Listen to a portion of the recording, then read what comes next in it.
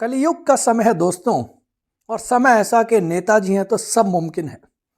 नेताजी हैं तो रामलला के अयोध्या वापस आने का समय भी बदल सकता है। नेताजी हैं, और अगर नेताजी व्यस्त हैं तो भगवान को समय निकालना पड़ता है, क्योंकि जैसे कहते हैं पहले मतदान, उसके बाद भगवान का ध्यान।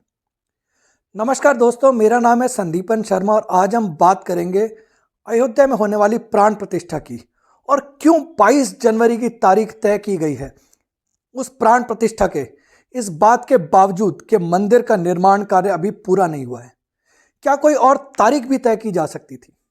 या जैसे कहते हैं कुछ तो मजबूरियां रही होगी, यूं ही कोई बावफा नहीं होता। अगर आपको ये चर्चा पसंद आए, आप इस चैनल को लाइक भी करिएगा और सब्सक्राइब भी। दोस्तों, जैसा कि आप जानते हैं, भगवान राम से जुड़े हुए 2 दिन महत्वपूर्ण हैं।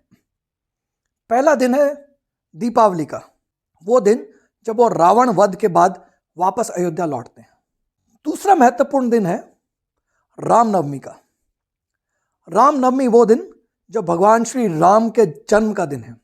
आपको मालूम ही होगा, वाल्मीकि रामायण के अनुसार भगवान राम का जन्म एक बहुत ही शुभ दिन को हुआ था। उनके जन्म के समय नक्षत्र था पुनर्वसु, और उस दिन 5 ग्रह अपने एग्जॉल्टेशन यानी उच्चतम स्तर पर थे। तो क्या राम मंदिर की प्राण प्रतिष्ठा का कार्य रामनवमी के दिन नहीं किया जाना चाहिए था?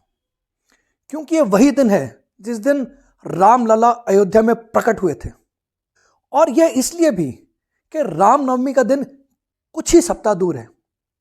आपको मालूम ही होगा, रामनवमी इस साल 17 अप्रैल को मनाई जाएगी, लेकिन प्राण प्रतिष्ठा हो रही है 22 जनवरी को।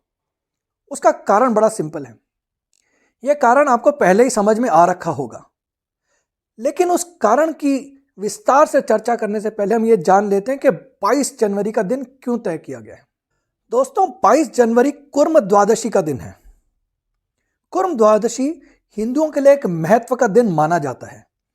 ऐसा कहते हैं कि इस दिन भगवान विष्णु ने अपना कुर्मा अवतार यानी कछुए का अवतार धारण किया था। कुर्मा अवतार भगवान विष्णु का दूसरा अवतार बताया जाता है। पहला अवतार मत्स्य अवतार।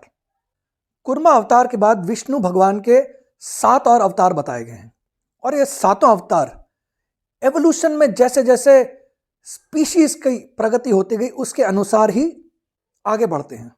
स्पीशीज की उत्पत्ति हुई पानी में, इसलिए पहला अवतार हुआ मत्स्य अवतार। उसके बाद पानी से निकल कर आए जमीन पर, तब हुआ कुर्मा अवतार। इसी तरीके से वराह अवतार, वामन अवतार, नरसिम्हा, परशुराम, भगवान श्री राम और भगवान श्री कृष्ण, और कहते हैं 10वां अवतार होंगे कल की, जो कलयुग की समाप्ति पर आएंगे। कहा जाता है कि कुर्म द्वादशी के दिन सबसे जरूरी चीज होती है कछुआ लेकर आना। ऐसा भी कहा जाता है कि उस दिन घर में किसी शुभ धातु का कछुआ रखा जाता है। लेकिन दोस्तों, क्या रामलला कुर्मा अवतार हैं? क्या उनकी प्राण प्रतिष्ठा उस दिन नहीं होनी चाहिए थी जिस दिन भगवान विष्णु श्री राम के रूप में धरती पर अवतरित हुए थे? और वो दिन था रामनवमी का। अब रामनवमी के दिन मंदिर में प्राण प्रतिष्ठा क्यों नहीं हो रही, उसका कारण आप समझते हैं। रामनवमी का दिन पड़ेगा 17 अप्रैल को, और 17 अप्रैल के समय चल रहे होंगे भारत में लोकसभा चुनाव। उस वक्त आचार संहिता भी लागू होगी और नेता लोग व्यस्त होंगे चुनाव प्रचार में। उनको चिंता लगी होगी स्वयं के राज सिंहासन यानी अपनी सत्ता में वापस लौटने की। और फिर जिस तरह का प्रचार प्रसार प्रसिद्धि आचार संहिता लागू होने से पहले मिल सकती है, उसका मजा रामनवमी को कहां। तो नेताजी ने फैसला कर लिया कि जिस दिन कुर्मा अवतार धरती पर अवतरित हुए, उसी दिन विष्णु के रामलला के अवतार को भी जोड़ दिया जाए। क्योंकि जैसे कहते हैं नेताजी हैं तो सब मुमकिन है। नेताजी भगवान का उपयोग राजनीति के लिए कर रहे हैं। वो सही है या गलत, इसका फैसला आपको करना है। दोस्तों, मैं यहां यह भी बताना चाहूंगा कि राजनीति और धर्म का जो मिश्रण हो रहा है, यह पहली बार नहीं हो रहा है। यह अमूमन सभी पार्टियां करती आई हैं। आपको ध्यान ही होगा कि जब कांग्रेस शाहबानो मामले में फंस गई थी, तो राजीव गांधी ने आनंद फानन में तो राम जन्मभूमि बाबरी मस्जिद विवादित स्थल के ताले आनंद फानन में रातों रात खुलवा दिए थे। इसी तरीके से बहुत सारे नेता अपने आप को कभी हनुमान भक्त मान लेते हैं, कभी वो मंदिर जाके अपना गोत्र बताने लग जाते हैं।